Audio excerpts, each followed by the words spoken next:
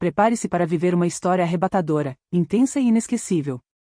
Um amor proibido que nasceu em silêncio, mas que desafiou o preconceito, enfrentou segredos sombrios do passado e provou que o destino não erra.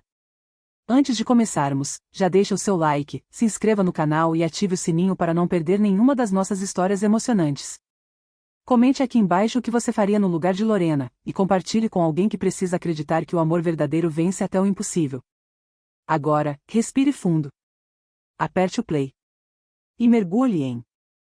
Às vezes, o amor nasce onde menos se espera, e cresce no silêncio de quem tem tudo a perder. Eu era apenas a filha do jardineiro. Invisível aos olhos do mundo. Mas, para ele, eu era tudo. Só que eu não sabia. Marcos era o tipo de homem que fazia o tempo parar quando entrava em qualquer ambiente. Elegante, reservado, com uma aura misteriosa que parecia esconder mil histórias. O novo dono da mansão onde meu pai trabalhava há mais de 20 anos. Jovem, mas com olhos marcados por dores antigas. Herdou o império da família após a morte trágica dos pais em um acidente de helicóptero. Desde então, vestiu uma armadura de frieza e perfeição, como se amar fosse um risco que ele jamais voltaria a correr. Eu, Lorena, cresci entre flores e raízes, aprendendo com meu pai que a beleza está nos detalhes. Discreta, dedicada, sonhadora.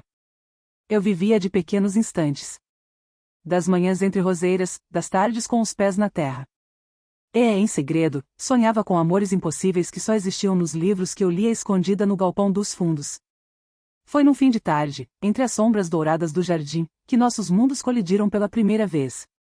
Eu estava ajoelhada, reorganizando as hortênsias, quando senti o peso de um olhar queimar minha pele. Olhei para cima, e ele estava lá. Alto, imóvel, observando em silêncio. Seus olhos, tristes. Cansados. Mas curiosos. Naquele momento, algo mudou. Nos dias seguintes, ele começou a aparecer com mais frequência. Sempre calado, sempre distante, mas presente. Sentava-se no banco de pedra ao lado do canteiro e ficava ali, enquanto eu trabalhava. Às vezes trazia um café. Outras vezes, um livro. Nunca dizia por quê. Eu fingia não notar. Mas meu coração notava tudo. A tensão entre nós crescia, sutil e densa. Ele me observava como quem tenta decifrar um segredo. E eu sentia o corpo inteiro estremecer com sua proximidade. O som do seu respirar. O calor do seu silêncio. Mas jamais houve toque. Apenas o desejo, contido. Vivo. Ardente. Marcos não era um homem qualquer. Era cercado por convenções, reuniões e pessoas que esperavam dele um casamento com alguém à altura do seu nome. E eu, era só a filha do jardineiro. Sem sobrenome, sem fortuna, sem o direito sequer de sonhar com alguém como ele. Mas, mesmo assim, ele continuava voltando. Certa noite, durante uma tempestade, a energia caiu na mansão. Eu estava na estufa, tentando proteger algumas mudas sensíveis, quando ouvi passos. Era ele. Encharcado, com a camisa colada ao corpo e o olhar mais intenso do que nunca. Por alguns segundos, ficamos ali, frente a frente. O som da chuva abafando o mundo lá fora. O cheiro de terra molhada misturado ao perfume dele. Eu podia ouvir sua respiração. Forte. Aflita. Você está bem? Ele perguntou, com a voz rouca. Eu apenas assenti. Minha garganta travada. Meus olhos presos nos dele. A mão dele se ergueu, devagar, como se lutasse contra algo dentro de si. Por um momento, pensei que ele fosse me tocar. Mas parou no ar. E recuou. Lorena, ele sussurrou. E então se virou e foi embora. Naquela noite, chorei em silêncio. Não pelo que aconteceu. Mas pelo que quase aconteceu. Pela dor de um amor que nascia e já carregava as marcas do impossível. A partir dali, as coisas mudaram. Ele começou a se afastar. Passava por mim sem olhar. Evitava os lugares onde eu estava. Era como se quisesse apagar tudo o que havia sentido. Como se lutar contra seus próprios desejos fosse a única maneira de me proteger, ou de se proteger. Eu tentava entender. Mas doía. Doía como só dói o que nunca foi dito. E então veio o golpe. Uma festa. Um evento beneficente. E o anúncio: Marcos estava noivo. De Beatriz Fontinelli. filha de um velho amigo da família. Linda. Rica. Perfeita. Meu coração despedaçou em 1000 pedaços. Mas eu não podia demonstrar. Eu era ninguém. Não podia ser vista, nem lembrada. Tinha que continuar sorrindo, mesmo sangrando por dentro. Naquela mesma noite, vi os dois se beijando no salão principal.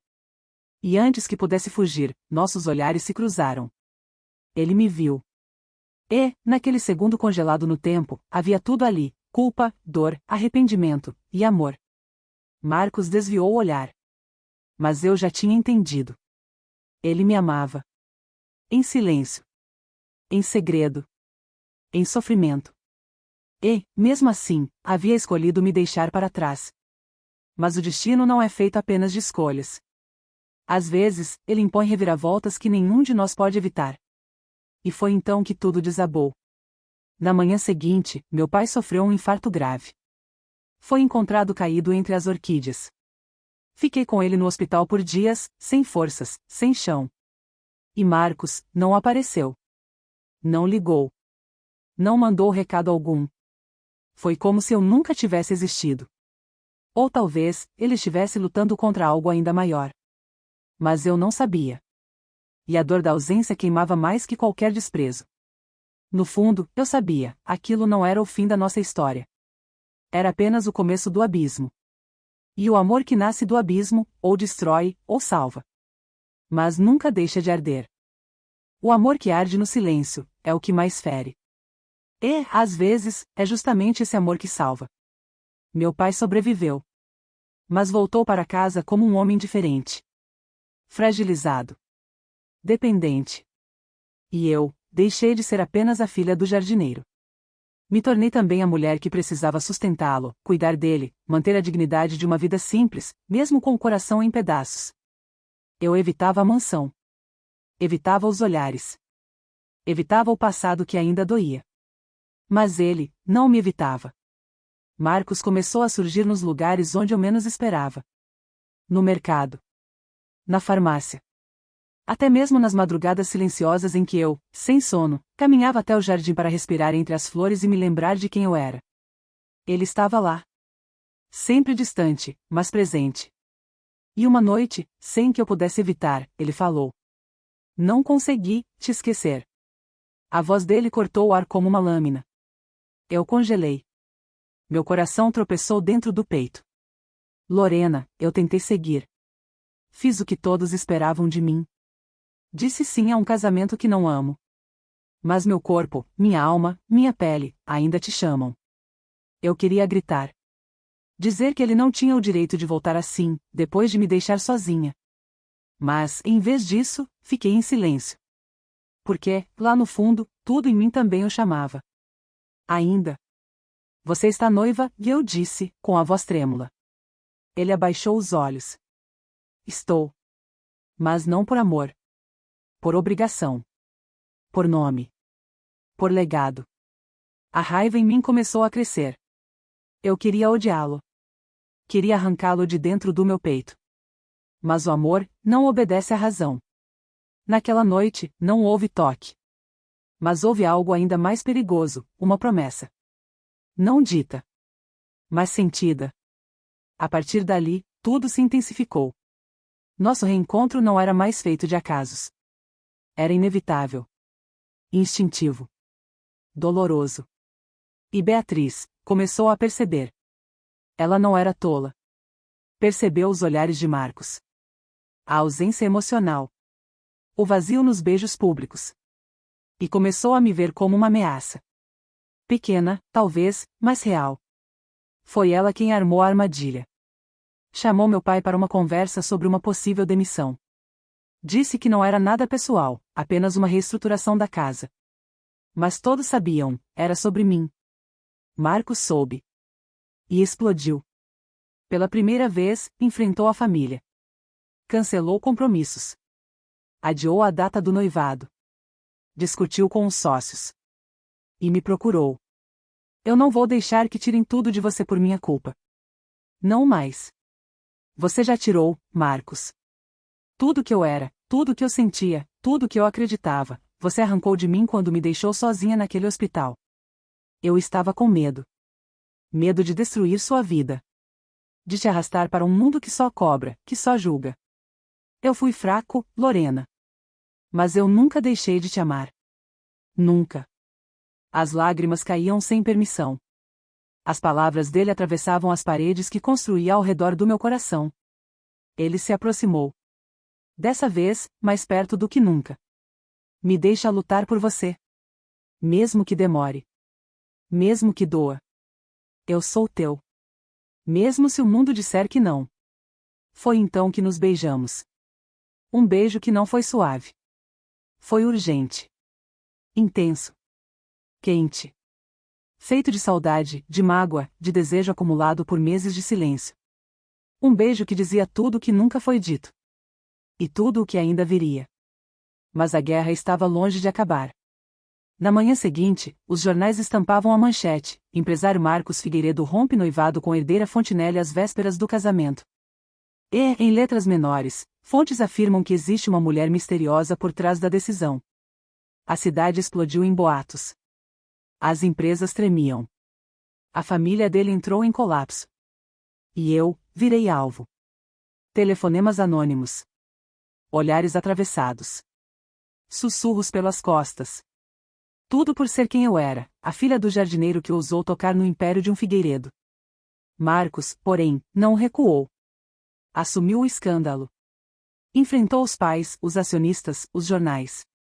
Se ela cair, eu caio junto, disse ele em uma coletiva.